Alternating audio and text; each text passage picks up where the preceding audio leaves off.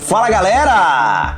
Se tem uma coisa que vocês, inscritos do canal, gostam, é de ver o parquinho pegando fogo, só pode, visto a quantidade de mensagens que eu recebi pedindo para dar sequência nessa série de vídeos com longas-metragens polêmicos e chocantes. Sendo assim, vamos lá! 5 filmes proibidões que jamais serão refilmados, volume 3. Vem comigo que está começando o Horrorpédia!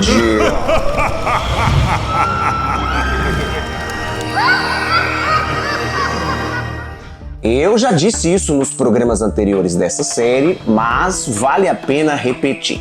Alguns filmes presentes aqui abordam temas pesados, enquanto outros podem soar obscenos, ofensivos demais e acionar gatilhos.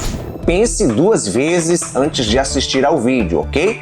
Continue por sua conta e risco, sabendo que à medida que o ranking vai subindo, o conteúdo indigesto vai piorando.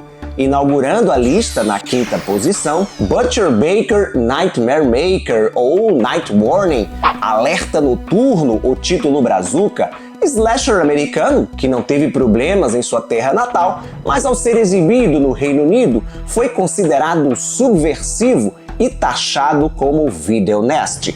Assistindo nos dias de hoje, a gente até que consegue entender a birra dos britânicos com a obra, porque ela tem uma atmosfera sexual bem grotesca. Na trama, acompanhamos Billy, que vai morar com sua tia Cheryl após a morte dos pais, vítimas de um acidente automobilístico que Premonição 2 copiou na cara dura. A Cheryl é uma mulher controladora e possessiva, e à medida que o rapaz vai crescendo, ela passa a apresentar um comportamento cada vez mais estranho. Quando Billy ganha uma bolsa de estudos numa universidade, a sua tia não fica nem um pouco feliz e faz de tudo para sabotar a partida do rapaz. Ao defendê-la numa situação de suposto abuso, Billy acaba se tornando suspeito de uma série de crimes brutais. Salvo raras exceções, quase todos os adultos do filme são pervertidos sexuais. Os olhos chegam a saltar da órbita quando há algum adolescente por perto. A tia do Billy é o maior exemplo disso. Na casa onde ela mora com o sobrinho, a tensão sexual reina no lugar. Butcher Baker Nightmare Maker tem um gore caprichado, com mortes sangrentas, mas também tem problemas de ritmo e um desfecho anticlimático.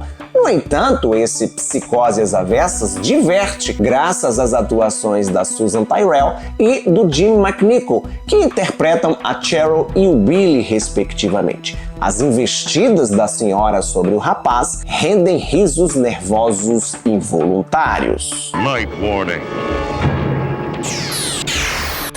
Pense num filme onde todos os personagens são vis e desagradáveis. Assim é The Killer Snakes, produção made in Hong Kong de 1974. O personagem título chama-se Chen, jovem que durante a vida inteira foi oprimido por todos ao seu redor, inclusive a sua mãe, uma prostituta que o obrigava a testemunhar suas atividades sadomasoquistas. Adulto, Chen vai morar ao lado de uma loja que vende remédios feitos com a vesícula biliar de répteis. Depois de cuidar de uma cobra que conseguiu escapar dessa tal loja, o rapaz descobre que tem o poder de se comunicar com elas. Chen então usa esse dom para se vingar de todos que o humilharam, mandando as cobras numa vingança doentia. E bota doentia nisso. Homens são mortos das piores formas, enquanto as mulheres são submetidas a sessões de BDSM, onde as cobras entram em seus orifícios.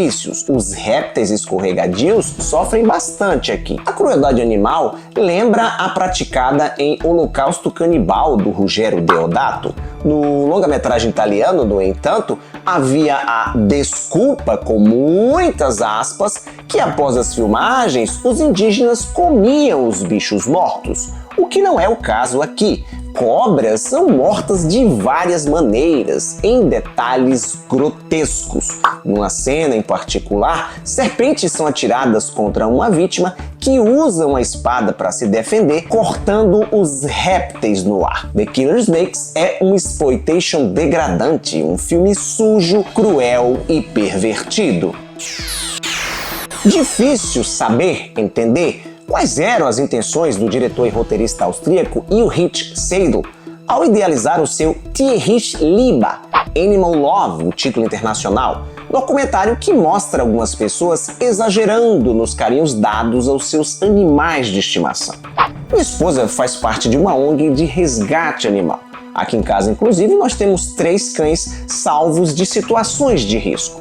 Recentemente, a ONG recebeu uma denúncia sobre uma acumuladora que tinha muitos bichos de estimação em sua residência e isso estava incomodando os vizinhos. Quando minha esposa e suas colegas foram atender essa ocorrência e entraram na casa dessa mulher, encontraram cães e gatos presos em gaiolas penduradas nas paredes. Imagine a cena. Na cabeça dessa acumuladora, isso não era maus tratos, ela acreditava estar salvando os animais, tirando eles das ruas.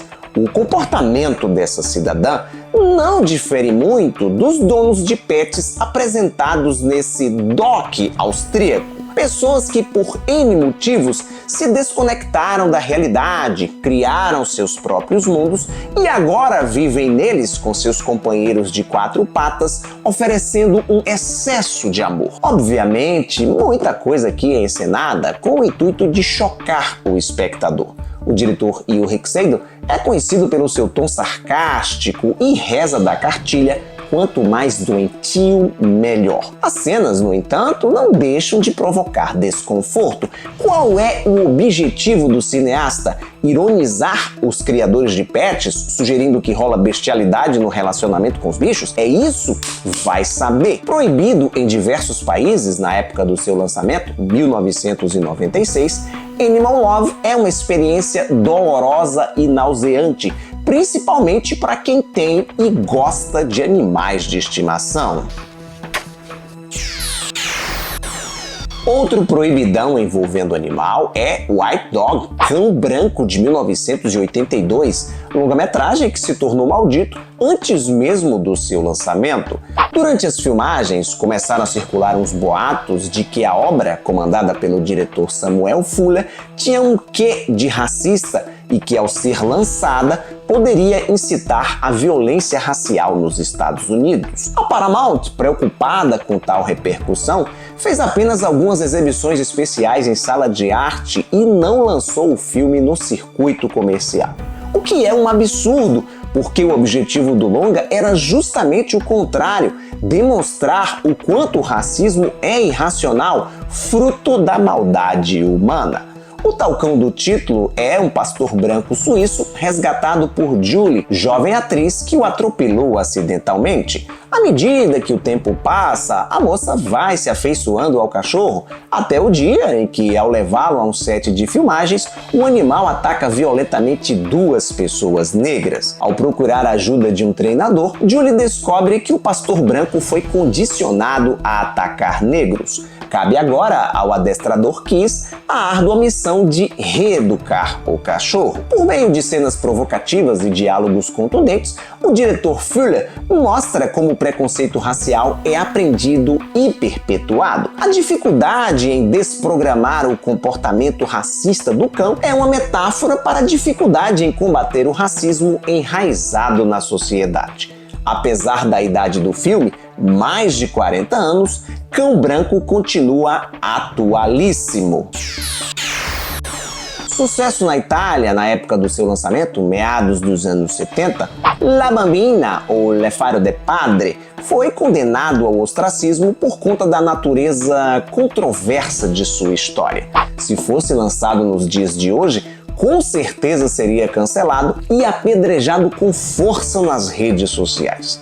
Na trama, acompanhamos Savério, um sujeito sem escrúpulos que, para convencer uma milionária a financiar, patrocinar o seu projeto de um resort de luxo, fica noivo de Clotilde, a filha dessa mulher, uma adolescente com distúrbios mentais e obcecada por sexo. Os planos de Savério são ainda mais maquiavélicos. Com a ajuda de um cúmplice, ele planeja sequestrar e molestar a moça para que ela não seja mais virgem e ele consiga escapar do casório. O filme é ambientado na década de 1970, tá? A britânica Teresa Ann Savoy tinha 18 anos na época das filmagens, aparenta ter 14 e interpreta a personagem como se fosse uma criança de 4 anos de idade. O longa marcou a carreira de Savoy, que a partir daí só foi contratada para produções onde rolavam putiarias. Ela está no elenco de Calígula, que eu comentei no quadro dos filmes mais perturbadores. Não bastasse o absurdo da trama abusar de uma menor de idade com distúrbios mentais, as cenas de fuque-fuque entre a garota e o Didi Proietti, que interpreta o Savério, são bem picantes. E ainda temos no cardápio de La Bambina escatologia, cenas grotescas envolvendo urina e fezes. E aí, curtiu a lista? Já conhecia, ouviu falar de algumas dessas produções? Escreva aí nos comentários. E se ainda não viu os outros 2 vídeos dessa série de proibidões, assista agora. Eles estão aparecendo aí na tela como sugestão para você. Obrigado por sua audiência. Lembre-se do like maroto e me seguir nas minhas outras redes sociais. Tchau e até a próxima!